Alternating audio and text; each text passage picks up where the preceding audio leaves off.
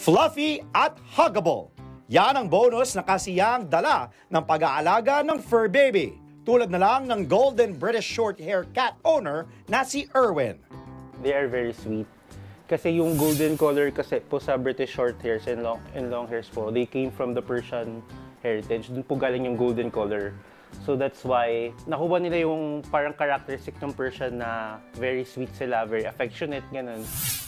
Hindi nalalayo ang Golden British Shorthair sa iba pang uri ng British Shorthair cats. Bilugan ang kanilang katawan, muka at pati mga mata. Swak sila sa mga ayaw sa magaslaw dahil sa pagiging tahimik. They are very calm breed.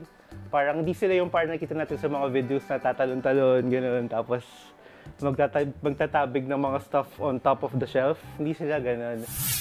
Mahalaga sa pag-aalaga ng Golden British Shorthair ang pagpapatugtog ng calming music lalo kapag ilalabas o isasakay sa sasakyan. Mabilis sila ma-stress. So parang kailangan natin ng tips and kailangan natin ng techniques to handle their stress. Hindi basta-basta ang kanilang pagkain at maintenance. Aabot ng 5,000 pesos kada buwan ang gastusin dahil kailangan din nila ng vitamins at syempre twice a month na grooming. Important kasi sa cats na sa food nila is yung moisture. So hindi lang pwede dry food ang papakain natin. Pero dapat mag-ingat at alamin kung paano maghinay-hinay sa pagpapakain para hindi sila magkasakit. They are a big cat. So, mas marami silang food na kinakain as compared sa mga smaller cat breeds. Mabilis sila magkaroon ng obesity na yun.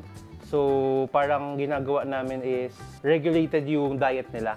Tsaka regulated po yung yung exercise. Bawal din ang biglaang pagbabago kung saan sila nakatira. They're a creature of habit. If you give them a stable environment po na parang may schedule sila, ganun, mas nag-thrive sila. Kunyari, magpapakilala tayo ng aso, ganun. Do it very gradually.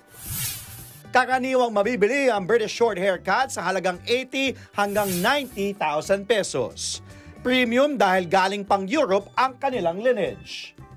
Ang mga alaga ngayon ni Erwin may sarili ng kwarto at lumalaban sa iba't ibang kompetisyon. May Facebook page po kami, may Instagram, may TikTok, so you can message us there. Nandun yung mga cats namin. So if you want to buy or if you want to ask questions lang naman, pwede rin naman. Mga kapatid, Dimples Romana po, kumpletuhin ang inyong umaga ng mga kwentong puno ng inspirasyon.